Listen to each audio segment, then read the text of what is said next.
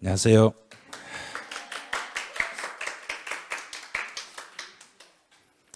네, 여러분 수업을 제가 못할 수도 있어요.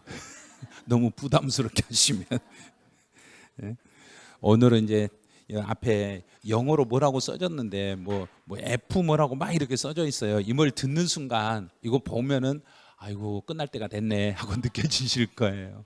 예, 이제 오늘이 89일 남은 날이에요. 그 긴장하셔야 돼요. 이제 89일 그 날짜 며칠 남았는지를 알고 공부를 하셔야 돼요. 그리고 또 원서 접수도 다음 주부터 해야 되니까 원서 접수 하기 전에 공부를 끝내신 게 좋아요. 그래서 오늘 할 일은 어떤 걸 하냐면 이제 여기서요. 조금 거짓말이 있을 수도 있어요. 시험에 이게 조금요. 시험에 꼭 나오는 테마다. 근데 이제 시험에 주로 출제되는 테마인데 시험에 여기다 주로라고 쓰면 시주태 이렇게 되니까 발음이 안 되더라고요. 그래서 시험에 꼭 나오는 꼭자를 넣으니까 발음이 좀 잘 돼서 그렇게 쓰고 있는 것뿐이지 진짜로 또 이거 강의 들으시고 항의가 이제 시험 끝나고 항의하시면 안 돼요. 시험에 꼭 나온다 했는데 선생님 안 나왔잖아요. 책임지세요. 막 그럼 그때는 곤란해져요. 그러니까 어느 정도 시험에 나올 수 있는 범위를 마지막으로 정리해 준다 이렇게만 생각하시고 수업을 들으셔야지 이거를 100% 시험에 나올 거다 이렇게 생각하시면 안 돼요. 100%는 생각하지 마시고 대략 한 90% 정도만 생각하세요. 이제 오늘 제가 해야 될 내용이 이거예요. 이론을 먼저 해당 테마의 이론을 정리해 드리고 그 이론 밑에 기출 지문이 있을 거예요.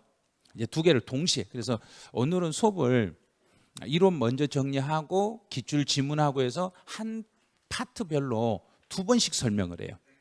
두 번 설명하고 그 두 개가 이해가 되면 그 다음으로 내려가고 그래서 이론 기출 지문 계속 반복할 거예요. 네, 반복할 거니까 이제 수업 시간에 이 내용을 칠판에 제가 설명하고 막 말하는 걸 메모해서 적거나 이러시면 도움이 안 돼. 적는 것보다는 그냥 말로 풀어내세요. 본인이 내가 이걸 알고 있는지 모르고 있는지 이것만 체크를 해보시면 돼요. 오늘 내용은 그 정도예요. 그리고 수업은 대략 수업이 아마 6시 가까이 되면 끝날 거예요. 근데 한 번도 예상대로 끝낸 적이 없어요. 좀 늦어졌어요. 6시 반 정도 이렇게 갔는데 끝낼 예정 시간 하면 6시 정도고 중간에 점심시간 1시 한 15분에서 20분 1시 15분에서 거기에서 1시간 정도 쉬었다 가고 이렇게 예정이 돼 있으니까요. 참고해 주시고 자 이제 지금부터 이제 바로 시작을 해보죠. 이제 처음에 제 1장은 취득세예요.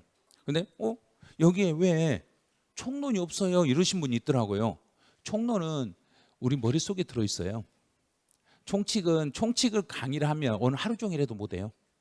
총칙만 오늘 하루 종일 해도 총칙이 부족해요. 그만큼 복잡한 내용이에요. 그래서 총칙은 내용 중에 지금 설명하는 내용들 안에서 그 안에 들어있는 내용으로 설명을 해드릴 거니까 총칙 내용은 이 안에는 들어있지 않다는 거 꼭 참고해 주시고 먼저 이제 여기 페이지 수를 잘 보면서 따라오세요. 이제 19대 교재 2페이지부터 보시면 돼요. 자, 이제 페이지 수에서 아주 작게 돼 있을 거예요. 우리 교재에서는 이 정도 지문이면 한 페이지예요. 여기 한 페이지인데 이렇게 압축으로 딱 두 줄로 압축을 시켰어요. 근데 이 내용을 가지고 시험 문제 지문이 한 줄이 나와요. 이 안에서 지문 한 줄이 나오니까 이 한 줄을 맞추려면 어떻게 해야 되는지 이제 보여드릴게요. 취득의 본질이라고 해서 취득이라는 뜻풀이를 할 줄 알아야 돼요. 요거는 시험에 내는 건 아니에요. 근데 이 말 뜻을 알아야 그 다음에 지문을 풀 수 있는 거예요. 그럼 취득이라는 게 이게 뭐예요 하고 이거 물어보는 취득의 정의로 옳은 거 찾아라 이런 걸 안 물어봐요. 취득이라는 게 뭐예요? 그러면 소유권 주장이다. 근데 제가 여기다 이렇게 쓰면 이걸 쓰려고 하니까 제가 안 쓰려고 사실은 노력을 해요. 쓰시면 안 돼요, 저거를. 소유권을 주장하는 것을 딱 두 개로만 줄여보세요. 소유권 주장을 두 글자로. 내 거, 끝. 됐죠? 내 것이라고 알았잖아요. 소유권을 주장하는 것은 곧 이게 내 것이라는 걸 확인하는 거예요. 그럼 내 것이라고 확인하려면 내가 이 물건을 이거를 돈 주고 사면 내 것인가요? 공짜로 받아도 내 것인가요? 공짜로 받아도 끝났네요. 지 내용을 아는 순간 내가 이름을 쓸 수 있어요. 유상이든 무상이든 상관없이 내 것이라고 주장하면 그건 취득이에요.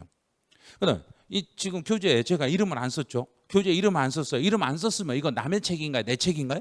내 책이에요. 그러면 물건을 부동산을 취득해서 그 부동산에 등기나 등록을 꼭 하면 내 것이다. 안 해도 내 것이다. 안 해도 저 안 해도 됐네요. 등기 등록을 하지 않았더라도 내 것이 되는 거예요.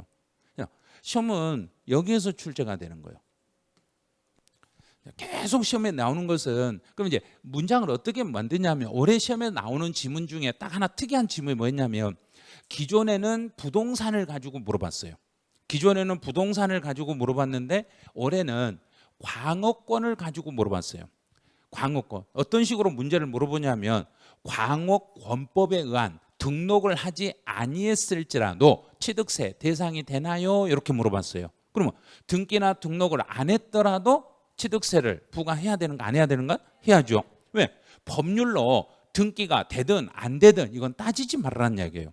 등기 등록을 불문한 사실상 취득에 대해서는 그럼 이제 여기서 누가 세금을 낼 것인지 요 세금을 내는 사람을 요 사람을 이제 찾아주셔야 돼요. 사실상 취득했을 때 누구를 납세 의무자로 해야 돼요? 그러면 딱 세 가지가 나와. 자, 세 가지.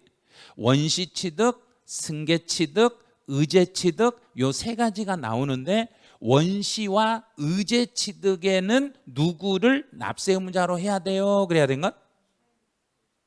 원시나 의제는 봐요. 여기서 이제 대답을 못 하는 거예요. 그럼 이제 이런 지문에서 문제를 못 풀 수밖에 없는 거예요. 그래서 원시는 남의 걸 가져오는 거야? 내가 만들었는가? 내가 만들었으니까 그 물건 주인 소유자. 의제 취득도 소유자. 그다음 승계 취득은 상대방한테 가져왔으니까 여기는 양수자.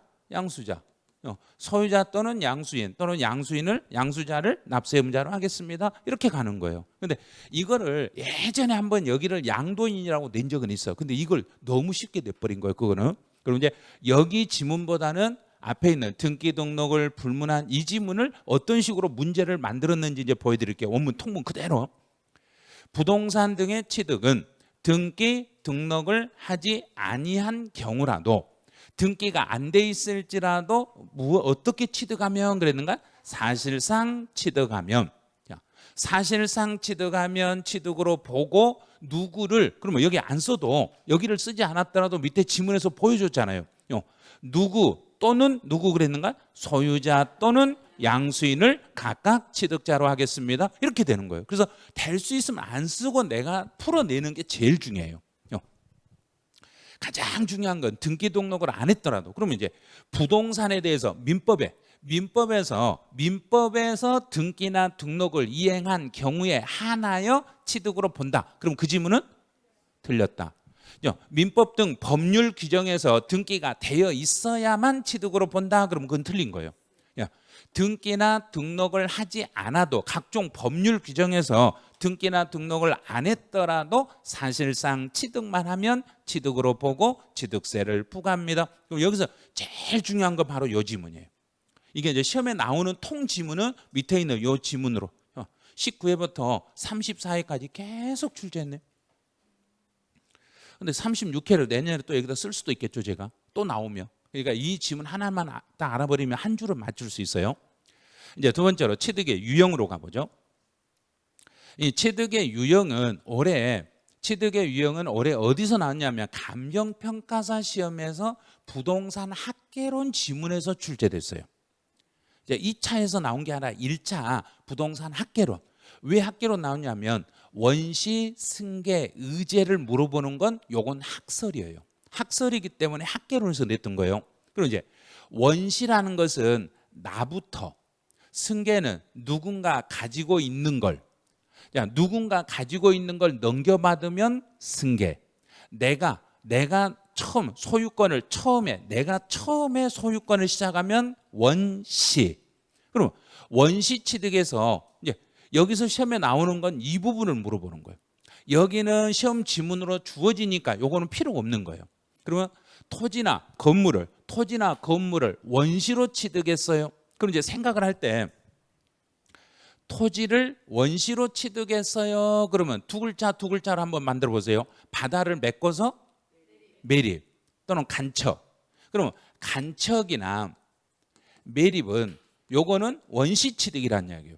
또 건축물을 원시 그러면 건물을 새로 신축. 그럼 끝. 여기 됐어 이제. 여기 해석했네. 그럼 문제를 낼 때는 이런 걸 문제로 내는 거예요. 공유수면 매립이나 간척에 의한 토지를 취득한 경우는 그러면 이게 원시라는 거 얼른 알아들으셔야 돼요. 그럼 원시로 취득했을 때는 취득세를 과세합니다. 토지나 건축물은 원시로 취득해도 과세가 되는 거예요.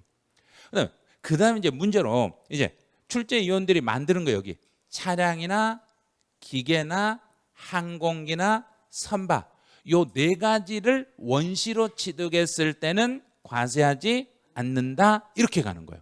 그럼 취득세 과세 대상물 중에 차량과 기계와 항공기와 선박은 처음으로 만들었을 때는 그 회사에서 처음으로 만들었을 때는 취득세를 물리겠다 안 물리겠다 안 물리겠다 이렇게 해서 가시면 돼. 그다음 승계네요. 승계는 유상이든 무상이든 모두 유상 무상 묻지 말고 유상일 때도 과세 무상일 때도 과세. 그러면 여기에서는 어떤 식으로 문제를 내냐면 이렇게 문제를 내요. 부모와 자녀 간에 부동산을 교환하는 경우는 그러면 부모와 직계 존비속 간에 부동산을 교환했을 때는 취득세를 부과한다 부과하지 않는다 부과한다. 이제 뭘 생각하냐면 부모와 자녀 간에는 뭔가 있는데 이렇게 생각을 해. 뭔가 있는 게 아니라 부모와 자녀 간에는 있기는 있는데 서로 교환하면 유상취득이 되는가요? 무상취득이 되는가요? 몰라요. 확인해 봐야 돼. 실제로 정상적으로 교환이 됐으면은 유상. 정상적인 교환이 아니라면 증여. 그러면 실제 부모와 자녀 간에 본인 앞으로 뭐 돼 있는가를 확인해 보고 등기가 되어 있는 상태에서 교환하면 유상. 그 다음에 물어보는 게 상속이나 증여를 가지고 물어볼 때는 약간 꽈요. 자, 한 바퀴 돌려요. 상속이나 증여를 받아서 상속세나 증여세를 이미 납부했어요. 이렇게 문제를 내놔. 그럼 상속세나 증여세를 이미 납부했을 때는 상속받은 물건, 증여받은 물건에 대해서는 취득세를 물린다, 안 물린다? 봐요. 여기서 상속세나 증여세 냈으면 취득세 안 내도 될 것 같은데 이렇게 생각을 해버린 거예요. 상속세와 증여세와 취득세는 관계 있는 세는 별개인가요? 별개니까 상속세나 증여세를 냈다고 해도 당연히 취득세는 또 내셔야 됩니다. 이렇게 되는 거예요. 그래서 언제나 문제 풀 때 유상이든 무상이든 이거 고려하지 말아라. 유상 무상을 따지지 말고 상속을 받았던 증여를 받았던 상관없이 유상 승계든 무상 승계든 모두 취득세를 과세하겠습니다. 이렇게 가면 돼요. 이제 의제 취득이네요. 의제 취득에서는 매년 출제되는 건 바로 여기예요. 동그라미 1번은 매년 출제되니까 토지의 지목 변경은 놓치면 안 돼. 놓치면 한 문제 날아가는 거예요. 토지의 지목을 변경했다. 그런데 만약에 토지가 나오지 않고 여기에 차량이나 기계나 선박이라고 나왔다. 그럼 차량이나 기계나 선박은 이제 지목 변경이라 거기는 종류 변경 똑같아요. 자, 변경은 똑같아. 지목을 변경하든 종류를 변경하든 변경해서 뭐가 이루어지며 가액이 증가되며 여기네요. 가액이 증가되며 그러면 시험 문제는 여기예요. 토지의 지목을 변경해서 가액이 증가되면 증가된 부분에 대해서만 취득세를 물어라 그래야 된가요? 변경, 등기까지 포함해서 물어라 그래야 된가? 증가된 거예요. 그러면 가액 증가는 취득세로 과세를 해야 돼요. 이거 완벽히 잡아야 돼요. 가액 증가는 취득세로 과세를 해야 되고, 변경 등기분에 대해서는요. 등기요. 변경해서 등기하는 것은 등록 면허세라는 세금으로 이걸 물리셔야 돼요. 그럼 이 지문을 가지고 시험 문제 내는 사람은 어디까지가 문제를 출제할 수 있냐면, 가장 먼저 물어보는 걸 뭘 물어보냐면 세율을 물어봐. 자, 여기서 세율을 첫 번째로 물어보네요. 그럼 취득세에서 가액이 증가됐을 때 취득세는 등기를 포함해서 취득세 물려라, 등기는 빼고 물려라? 빼고. 왜? 등기 빼고. 등기는 등록면허세로 가야 되니까 등기 빼고 취득세를 물려라. 그러면 지금 현재 취득세 표준세율 속에는 물건값 2%하고 등기값하고 포함해서 표준세율로 돼 있는데, 등기분 빼고 물건값만 물려라 그랬으니까 중과 기준 세율을 적용해서 취득세를 물려라. 그럼 이 중과 기준 세율은 취득세에서 몇 퍼센트라고 칭해라? 2%. 자, 2%예요. 중과 기준 세율을 2%라고 그래요. 자, 그럼 해결했어요. 취득세에서는 중과 기준 세율을 적용한 특례 세율을 적용해서 취득세를 물리는 거고, 그럼 등록면허세는요 그랬어요. 그럼 등록면허세는 변경해서 등기했을 때는 세율이 어떻게 된다 그랬는가? 자, 등록면허세 세율은, 등록면허세는 등기분에 대해서, 변경 등기에 대해서는 등록면허세 세율은 봐요. 등기 한 번, 변경 등기 한 번 할 때마다, 시험 끝나고 6,000원이라고 생각났어요. 지금 방금 시험 볼 때 기억 못했잖아요. 시험 끝나고 나서 집에 가면서 옆 사람이 말하니까 그거 건당 6,000원인데 아이고 나 틀렸네, 이렇게 나오는 거예요. 그래서 건당 등록면허세는 한 번 할 때마다 6,000원 물리는 거예요. 변경 등기는 변경해서 이름을 쓸 때, 이름을 바꿀 때마다, 이름을 바꾸면 바꿀 때마다 얼마씩 내놓으라는 이야기인가? 건에 6,000원. 한 번 할 때마다 6,000원씩 내놓으세요. 자, 여기까지 이제 잡았어. 그 다음에 이제 문제를, 여기서 지목 변경에서 이제 물어보는 게, 세율을 물어볼 때, 여기까지는 세율은, 올해 아마 세율은 여기 물어볼 확률이 있어요. 그 다음에 또 하나 물어보는 게 중가산세를 여기를 물어보는 거예요. 중가산세. 그럼 토지의 지목을 변경해서 신고하지 아니하고 매각했을 때, 그럼 변경해서 신고하지 아니하고 매각했다는 이야기는 무엇하지 아니하고 팔았다는 소리인가? 그렇죠. 등기하지 아니하고 팔았다. 그러면 취득세에서는 등기를 안 하고 팔았더라도 취득세가 무겁게 가산세를 물릴 필요는 등기는 무슨 세에서 물리니까? 그렇죠. 등기는 등록면허세에서 물리니까 취득세에서 등기를 하든지 말든지 취득세에서는 중과산세를 적용하지 않는다. 중과산세 없음. 이걸 문제화시킨다는 이야기예요. 그래서 토지의 지목 변경이 시험에 나온다고 하면 달랑 가액 증가만 공부하세요. 가액 증가만 되면 취득세 물린다. 요거 하나만 딱 공부하다가 갑자기 지목 변경에 대해서 신고하지 아니하고 매각했을 때는 중과산세를 적용한다. 그러면 아니요, 틀렸어요, 그래야 되는데, 중과산세 이게 뭔 말이에요? 신고하지 아니하고 매각하면 중과산세 물리는 거 맞는데 왜 이거는 아니요 계속 말을 해. 변경해서 등기하는 것은, 변경 등기는 무슨 세 항목이니까?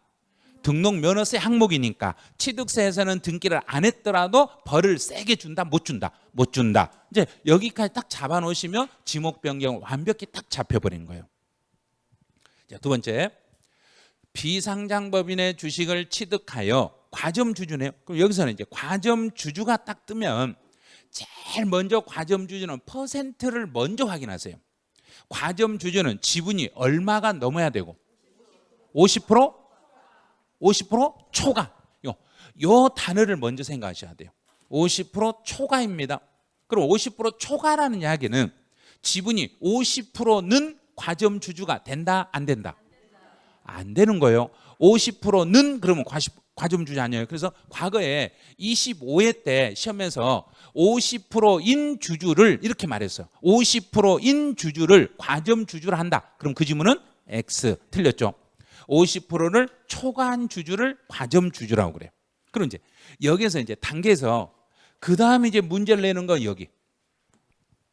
설립 시 과점주주가 되면 이 설립 시 과점주주는 처음에 설립 시 과점주주에게는 세금을 물린다, 물리지 않는다?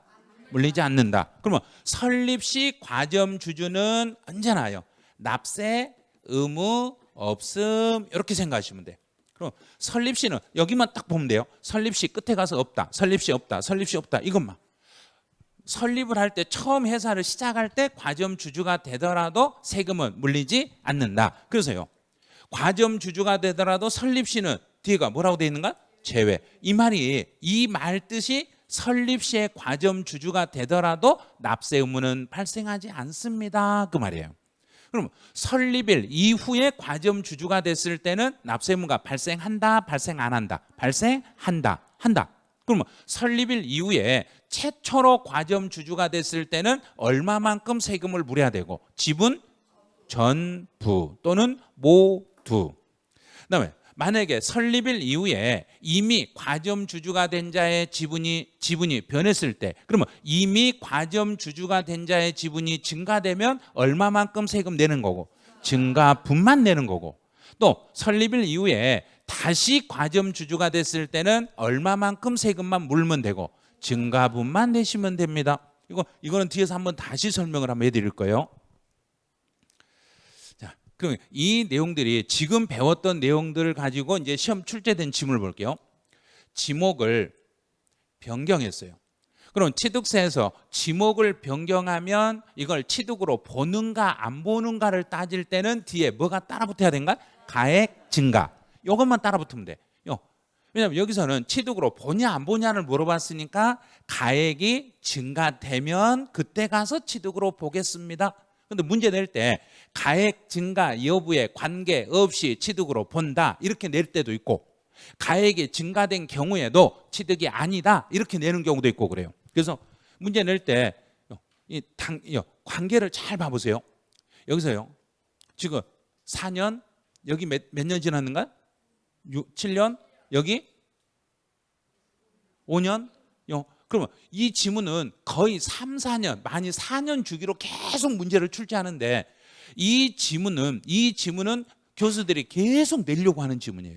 근데 여기서는 취득으로 본다라고 낼 수도 있지만 취득으로 봤지만 변경해서 가액이 증가돼서 신고하지 아니하고 매각한다고 해서 중과산세를 따로 물린다 안 물린다? 안 물린다. 여기까지 기억해 놓으셔야 돼요. 자, 두 번째. 차량이나 기계나 항공기나 선박은 여기서 이 네 가지가 딱 나오면 먼저 문제 풀기 전에 먼저 이 네 가지는 원시는 과세한다 안 한다? 안 한다. 그러면 승계는 한다. 자, 그럼 먼저 승계를 먼저 물어봤네. 승계 취득은 과세를 하겠지만 원시로 취득한 경우에는 과세하지 아니합니다. 그럼 문제 이 지문은 이 네 가지는 딱 하나 원시만 생각하면 돼. 차량이나 기계나 항공기나 선박은 원시로 취득하면 세금 물리지 않는다. 원시로 취득했을 때는 세금을 물리지 않는다. 이제 요 3번 요 지문은 조심을 해야 돼요. 이 3번은 이 문제 지문을 해석을 못 하셔가지고 3번은 틀리신 분들이 전부 다 틀리면 3번에서 틀려요. 요 지문에서 많이 틀려요. 근데 이걸 틀리는 분들은 이 지문을 이해를 못해서 그래요. 자, 이전하여. 자, 이전했네요. 이전해서 여기는 두 갈래길이 있어요. 이전해서 갈래길이 두 갈래길이 있어요. 이전해서 가액이 증가되는 경우가 있고 가액 증가가 없는 경우가 있어요. 자, 그럼 이제 해석해 볼게요. 가액이 증가는 건물을 다른 장소로 이전해서 가액이 증가되면 취득세 물리는가 안 물리는가? 물려요. 그러면 가액 증가가 없으면 취득세 물리는가 안 물리는가? 이제 습관이 돼서 물린다 하네요. 예전에 안 물린다 했는데 이제는 자, 가액이 증가되거나 가액이 증가 안 되거나 뒤에 숨어 있는 게 하나 있어요. 숨어 있는 게 하나가 붙어 있어요. 왜냐하면 이전했으니까 건물을 지금 장소에서 다른 장소로 이전했으니까 뭘 해야만 되는가? 등기를 해야 돼. 등기를 해야 되는데 취득세는 등기를 꼭 해야만 취득세 물리는가요? 안 해도 물리는가요? 그 생각을 빨리 했어야 돼요. 등기를 이전해서 등기를 해야 되는데 이 사람이 등기를 안 했을지라도 취득세를 물려버리는 거예요. 등기를 해도 취득세 물리고 안 해도 취득세 물리고. 그럼 이제 자, 가액 증가분과 등기분을 동시에 두 개를 동시에 물리니까 특별한 세율로 물린다, 표준 세율로 물린다. 그렇죠? 둘 다 있으니까 표준 세율을 적용해서 취득세를 물려. 근데 가액 증가는 없어. 그런데 등기만 해야 되네. 가액 증가는 없는 상태에서 등기만 하면은 표준 세율이다, 특례 세율이다. 특별한 세율이에요, 여기는. 그래서 취득세에서 특례 세율을 적용해서 취득세를 물려. 그럼 특례 세율을 적용할 때는 물건값 2%를 물리고 있는가, 2%는 빼고 물리고 있는가? 빼고. 2% 빼고 등기분만 물리니까 전체 표준 세율 중에서 중과 기준 세율을 뺀 세율을 적용해서 취득세를 물리겠습니다. 이렇게 되는 거예요. 그럼 이제 문제에서 어떤 식으로 문제를 내주냐면 건물을 이전을 했지만 종전 건물 가액을 초과하지 않았어요. 여기에서 초과되지 않았어요. 여기에서 거의 대부분 다 속아버려요. 건물이 이전이 됐는데 이전을 해서 건물을 다른 데로 옮기기는 옮겼는데 가액 증가가 없으면 그러면 이건 취득세 안 내도 돼 이래버려요. 취득세 안 내도 돼. 그런데 머릿속에서는 이전했으니까 반드시 뭐는 했어야 된다는 걸 생각해야 된가? 등기를 해야 되는데 등기는 꼭 등기를 해야만 취득세 물리는가? 안 해도 물릴 수 있는가? 안 해도 물릴 수 있으니까 가액 증가가 없어. 가액이 초과되지 않았을지라도 당연히 취득세가 과세되는 거예요. 당연히.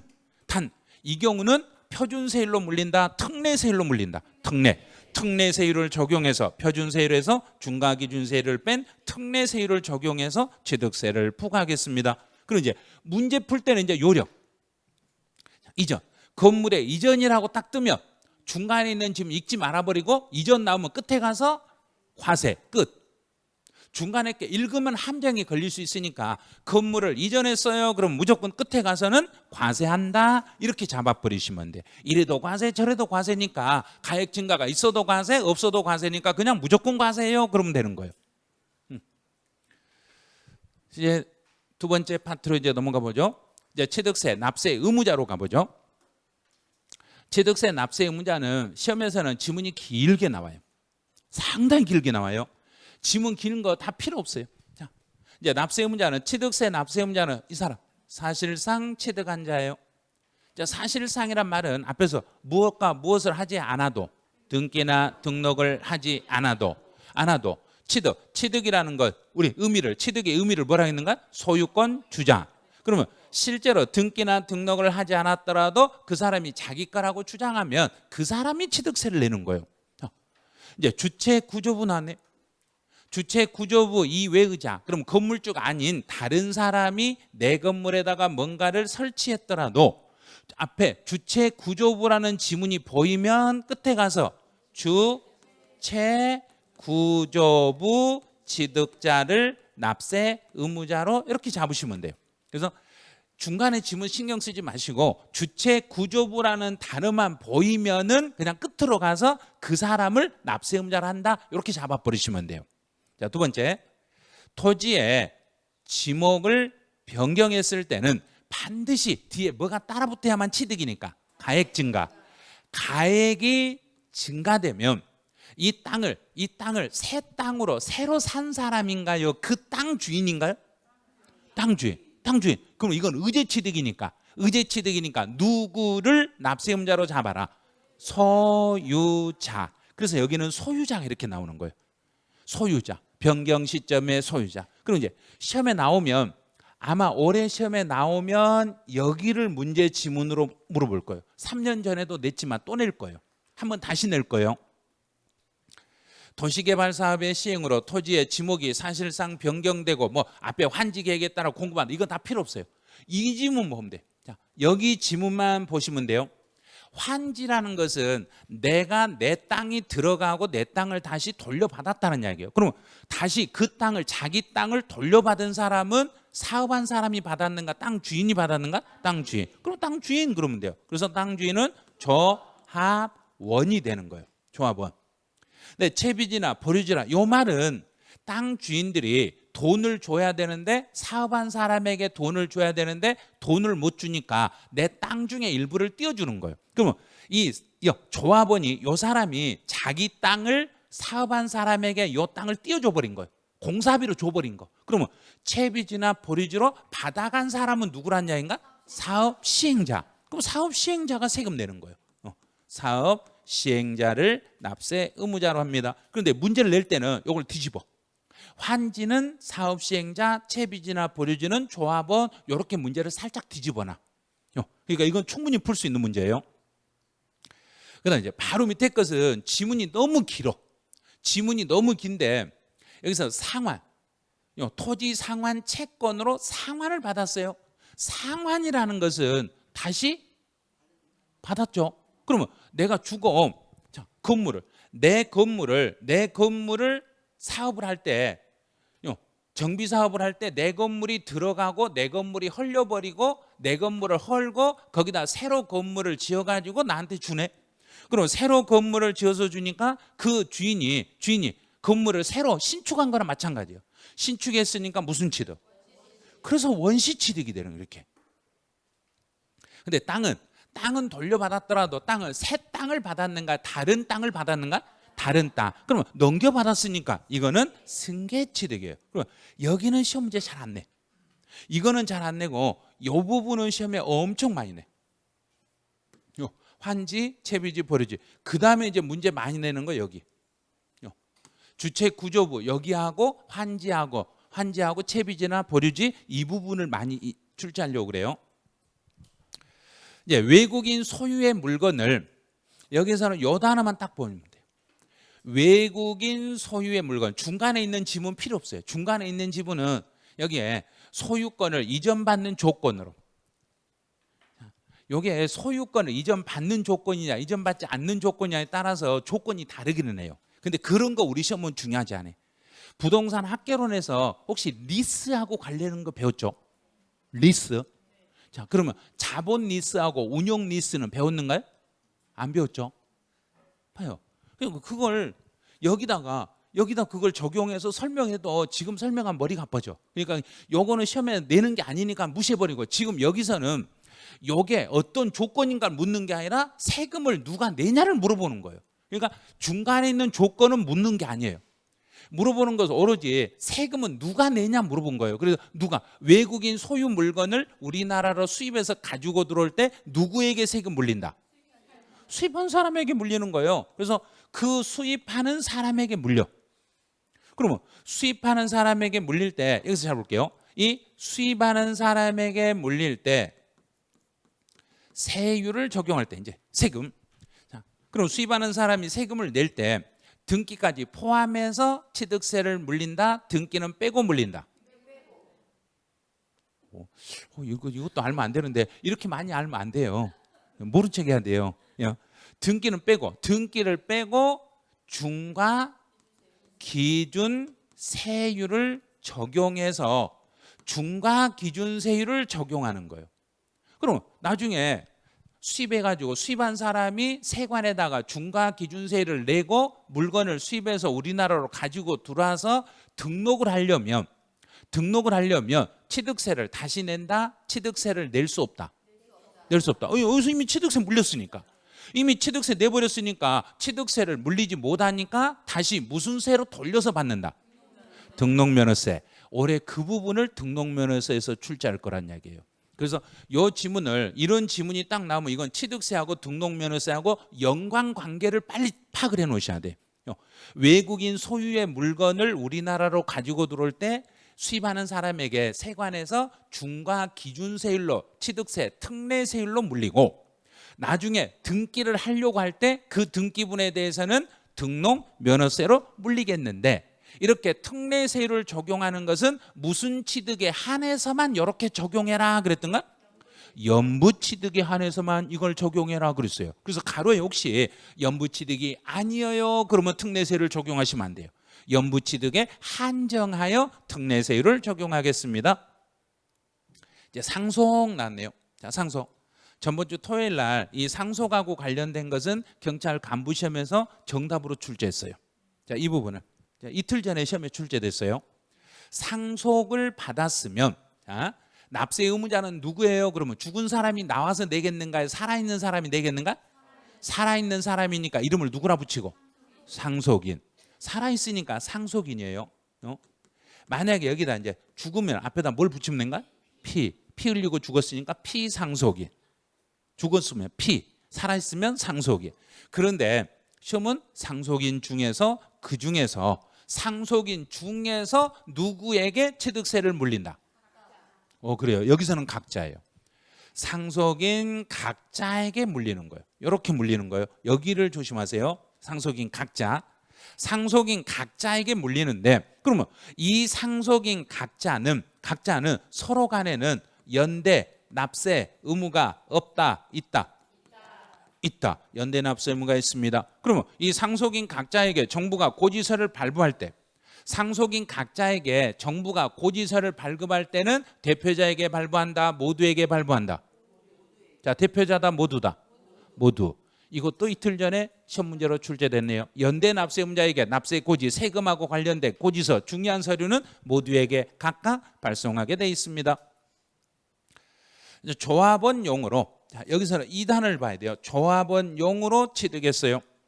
그럼 조합에서 조합원용으로 부동산을 취득했으니까 실제 이 물건의 주인은 누구란 얘기인가? 조합원. 그럼 조합원이 내는 거예요. 조합원이 세금을 내는데 여기서 한 가지 함정이 들어있어. 함정. 자, 조합원이 납세 의무를 지는데 단 조합원에게 귀속되지 아니한 부동산에 대해서는 조합원에게 물린다, 못 물린다?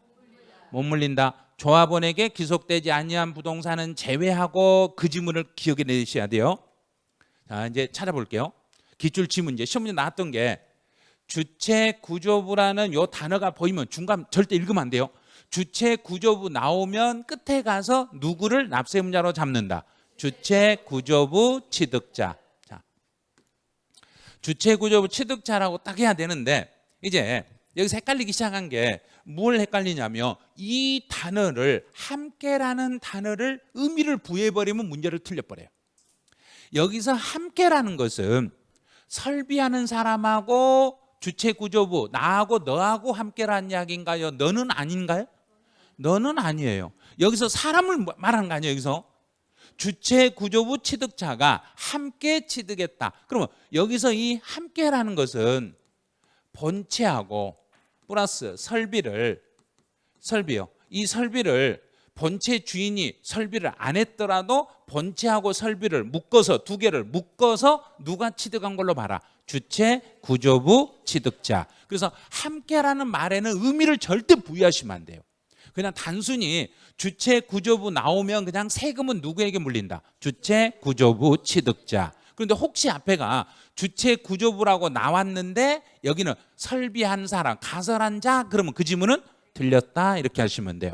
그래서 가설한 사람이 아니라 이 설비를 주체구조부 취득자가 본인이 취득한 걸로 보고 세금을 물으셔야 돼요. 이제 상속 나왔네요. 상속이라는 단어가 나오면 이게 취득세에서 나온 지문인지 재산세에서 나오는 지문인지를 빨리 판단하셔야 돼. 자, 지금 여기는 취득세죠. 취득세에서 상속을 받았을 때는 물어보면 상속인 각자, 취득세는 각자. 만약에 이 지문이 재산세다. 상속을 받았는데 재산세는 그러면 누구 그래야 된가? 상속인 중에 한 사람. 아니 주대는 가면 안 돼요. 먼저 이제 재산세에서는 등기한 상속인 제1번. 등기가 안 돼 있으면 신고한 상속인. 등기도 신고도 둘 다 안 돼 있으면 주된 상속인. 이렇게 순서를 잡으셔야 돼요. 그래서 취득세니까 상속인 각자.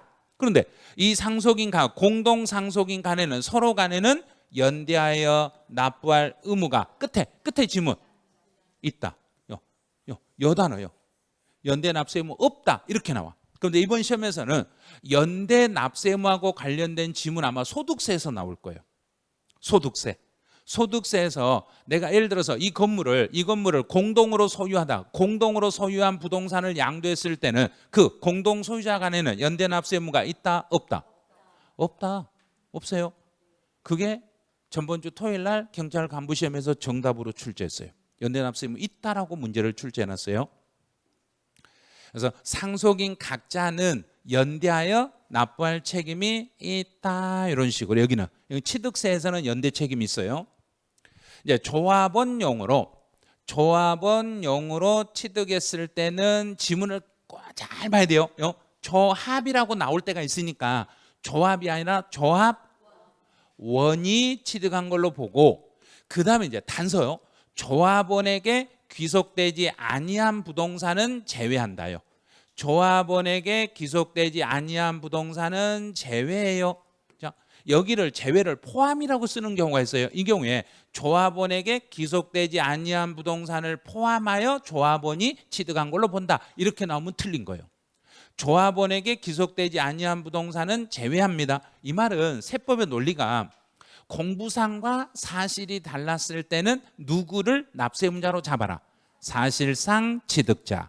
만약에 사실 확인이 안 되면은 공부상 소유자. 이렇게 가는 거예요. 그래서 여기서는 조합원에게 실제 귀속되지 않고 이름만 조합원으로 등재되어 있다고 해서 조합원에게 세금을 물리는 건 아닙니다. 이런 식으로. 이제 4번에서 환지는 그랬네요. 자, 환지, 그러면 내 땅을 돌려받는 사람은, 그러면 그 사람은 조합원이 돌려받았어요.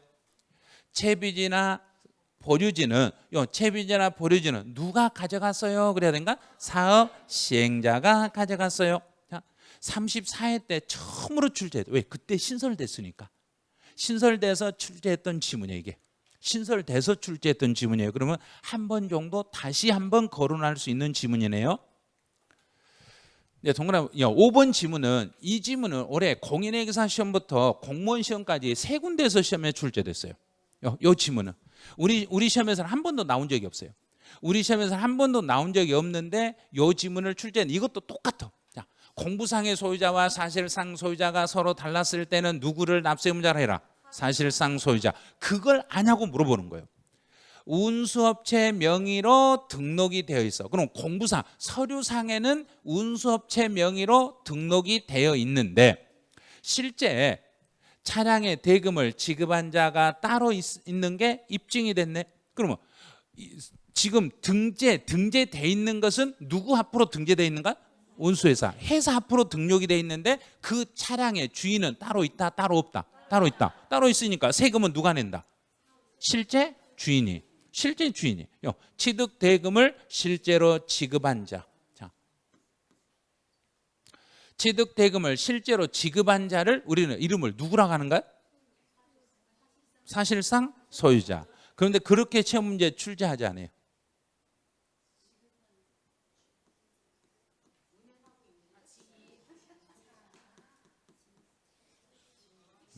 그렇죠. 택시.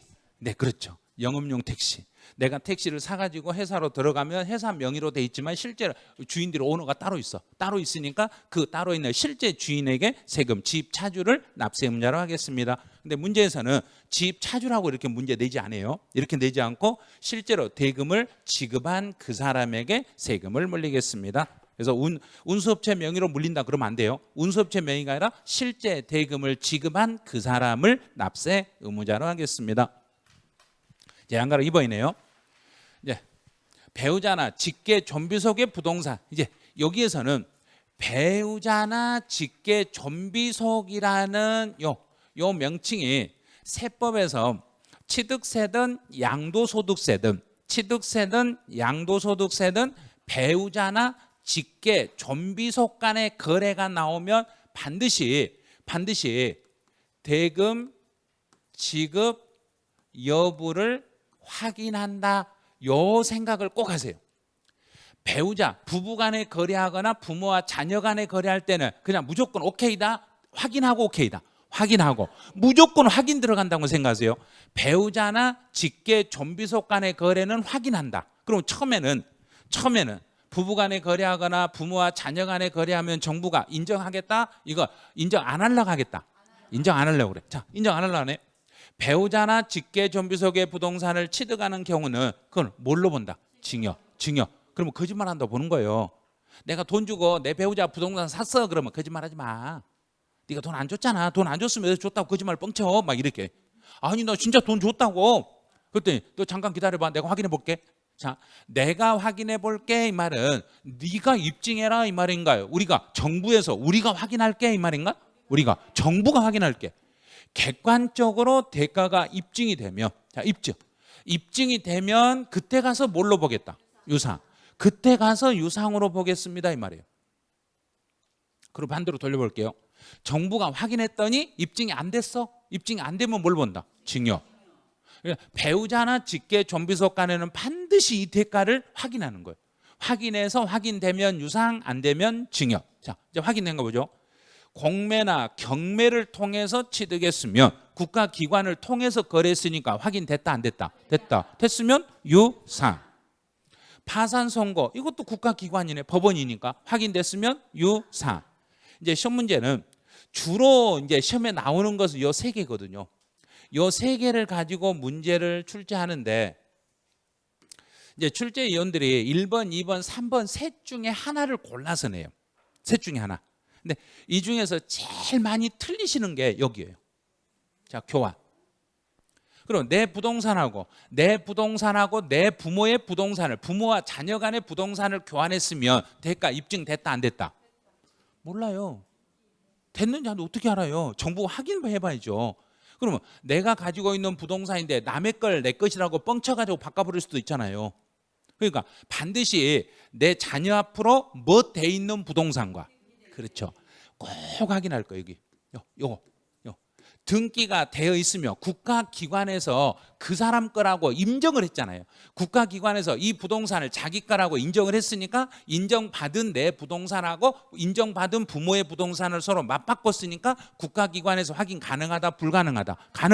가능하니까 유상이 되는 거예요. 여기에서는 교환을 보면 안 돼. 요 등기라는 거 여기를 봐야 돼요. 등기가 필요한 부동산을, 등기가 필요한 이 말은 거, 등기가 되어 있는 부동산을 서로 막 교환했을 때는 대가 확인이 됐으니까 유상으로 인정을 해드리겠습니다. 이제 네 번째부터는 이건 아무것도 아니에요. 자, 대가를 지급한 사실이 증명이 됐어요. 그러면 증명이 됐다는 이야기는 돈을 지급할 수 있는 능력이 있었어요 이 말이에요. 그럼 내가 사는 사람 입장에서 이 사람 충분히 그 돈 지급할 능력이 있었다. 소득 증명이 됐거나 처분이나 담보, 그리고 내 재산을 팔았으니까, 내가 재산을 팔았으니까 양도세 신고하고 처분해가지고, 또는 은행에다 담보로 잡히고 빌린 돈이 있거나 상속을 받았거나 증여를 받았거나, 그럼 실제로 내가 가진 돈이 있는 거 없는가? 있어요. 그 사람이 가진 돈이 있다는 것을 누가 확인했으면? 정부가 확인했으면 유상으로 인정해 드리겠습니다. 그래요. 여기에서 이제 관련된 지문이 이렇게 나와. 앞에 파산 선고네요. 파산 선고 여기를 딱 보고 무조건 풀면 안 돼. 지문 속에 숨어 있는 게 있어. 뭐가 숨어 있는가 보세요. 자, 이걸 찾아내셔야 돼. 배우자나 직계 존비속을 찾으셔야 돼. 만약에 여기에 형제 자매다. 형제 자매가 나오면 확인할 필요 있다 없다? 없다. 확인 안 하고 그냥 바로 유상. 그런데 배우자의 부동산을 취득했으니까 확인 들어가죠. 확인 들어가서 확인해 봤더니 파산 선고로 샀다는 게 확인됐네. 그러면 이게 법원을 통해서 샀으니까 대가 확인됐으니까 유상. 확인됐으니까 유상. 여기서도 등기, 교환 이게 중요한 게 아니에요. 누구하고 배우자 또는 직계 존비속 여기가 중요한 거예요. 배우자나 직계 존비속 간에 서로 맞 교환했네. 그럼 부부 간에 교환하거나 부모와 자녀 간에 교환했더라도 못된 물건을 교환하며 등기. 자, 등기가 되어 있는 물건을 서로 교환했으니까 대가 입증이 됐으면 유상. 자, 입증됐으면 유상. 반드시 확인할게. 누구의 부동산을 취득했냐, 누구 걸 샀냐, 이게 중요한 거예요. 그다음에 직계 존속도 났네요. 부모의 부동산을 자녀가 취득했어. 그럼 부모의 부동산을 자녀가 취득했는데 대가를 지급한 사실이 입증. 자, 입증이 됐다는 이야기는 내가 입증했다, 정부가 확인했다. 정부가 확인했으니까 그때는 유상, 이렇게 되는 거예요. 자, 필요 없는 거 다 볼 것 없이 필요한 것들만 딱 잡아내시면 돼. 그래서 배우자나 직계 존비속 간에 이 말이 딱 나오면 확인. 배우자나 직계 존비속 간 거래, 그럼 확인하는데 실제 돈이 지급됐다고 확인되면 유상, 안 되면 증여. 이제 부담부 증여네요. 자, 부담부 증여는 올해 계산 문제로 나올 확률이 커요. 부담부 증여는 계산 문제로 나올 확률이 있어요.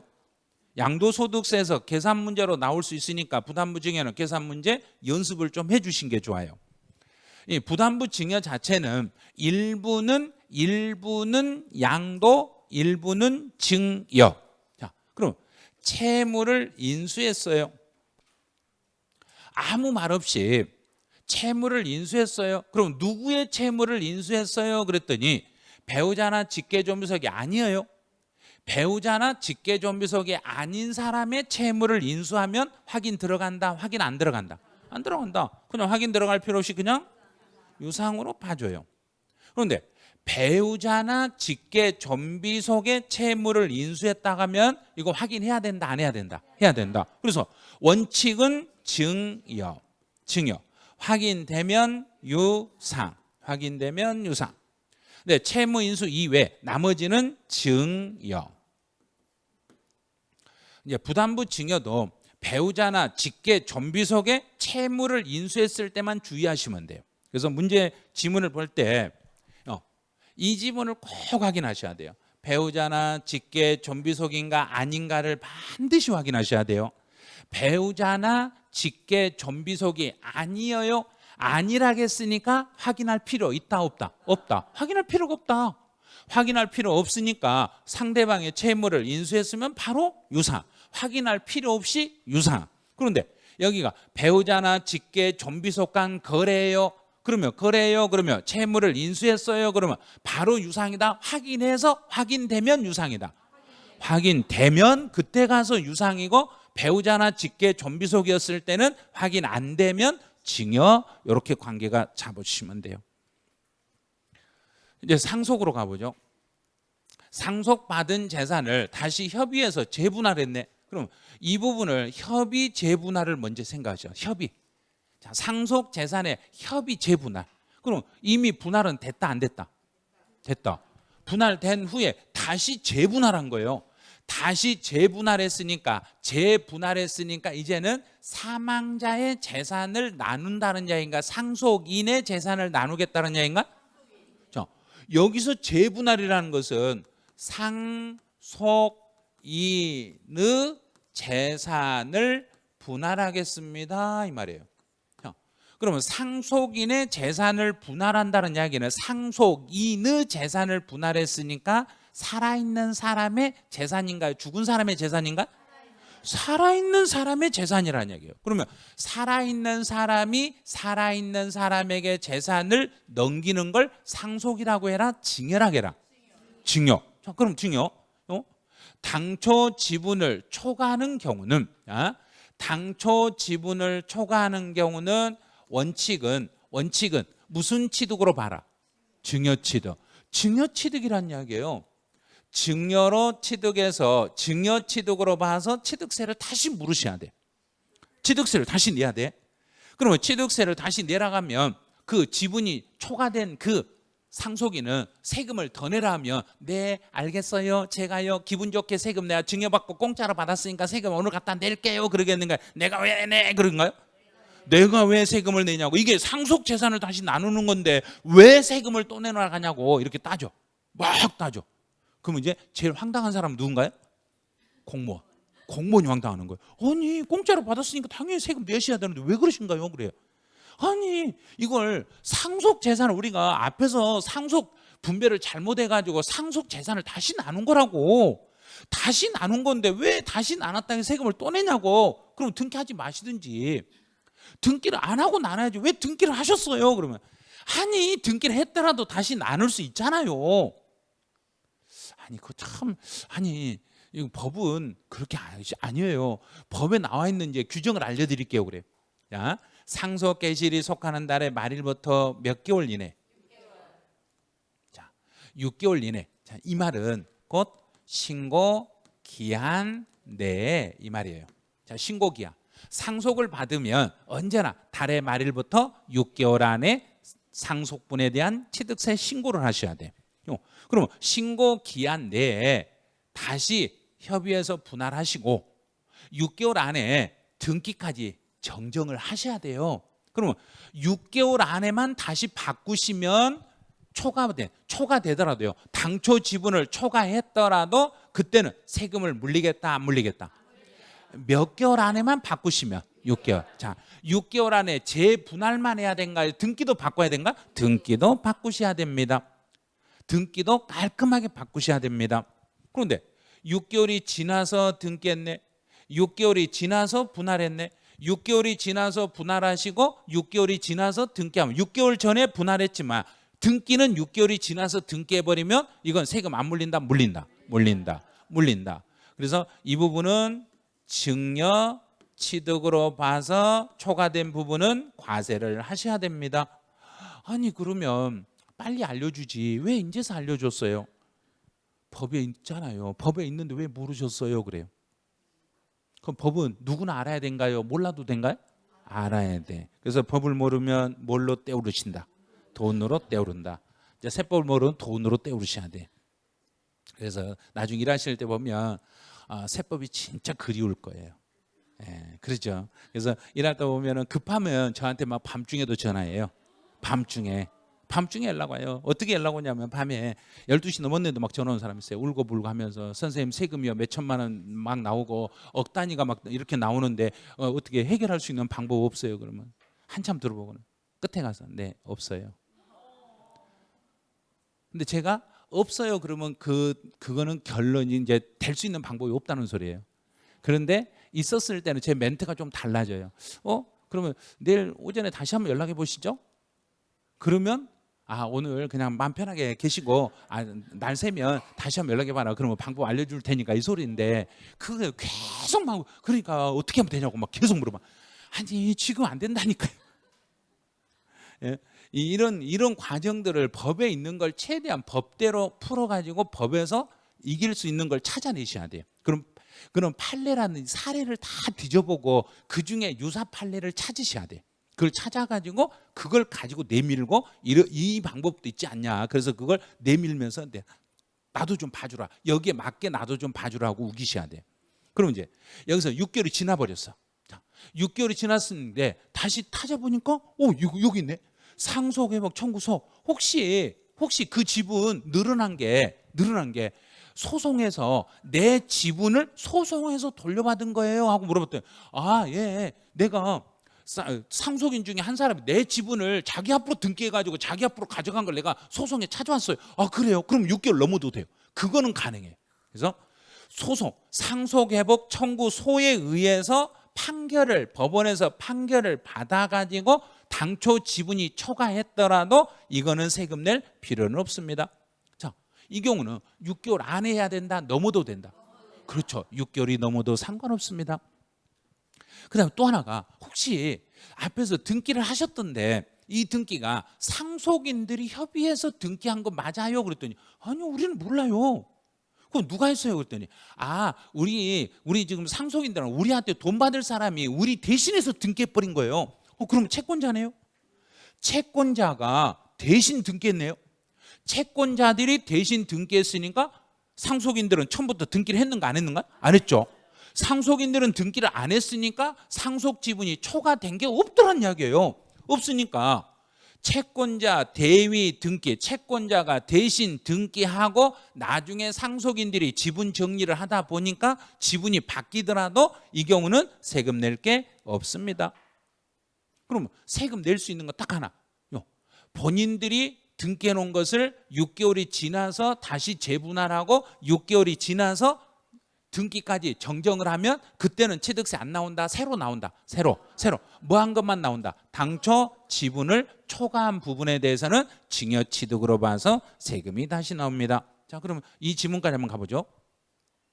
상속회복 청구소. 자, 이 말 딱 나왔네. 소송에서 판결을 받아가지고 당초 지분을 초과하더라도 초과분은 취득세 새로 물린다 안 물린다? 안 물린다. 안 물린다. 이것만 보면 돼. 이제 소송에서 지분이 늘었더라도 이 부분은 세금을 따로 내지 않습니다. 자, 두 번째, 채권자가 대신 등기해 놓은 것을 상속인들이 지분을 정리하면서 당초 지분을 초과하더라도 이 경우는 또 세금 물린다 안 물린다? 안 물린다. 그럼 지금까지 시험에 나온 거 이거 딱 하나 나왔네. 상속회복 청구소. 그럼 이제 시험에 나올 수 있는 지문 2개 남았네. 2개. 하나는 몇 개월 안에 지분 정리 끝내면. 그렇죠. 여기는 없죠. 6개월 안에 지분 정리가 끝나고 등기까지 깔끔하게 정정하면 초과되더라도 세금 내지 않는다.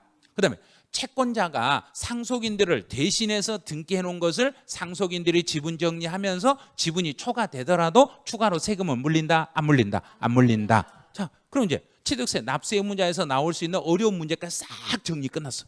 자, 여기까지 다 끝났으면 이제 과점주주 남았네. 과점주주는 별개니까 잠깐 쉬었다가 이제 잠시만 쉬었다가 다시 정리를 하죠.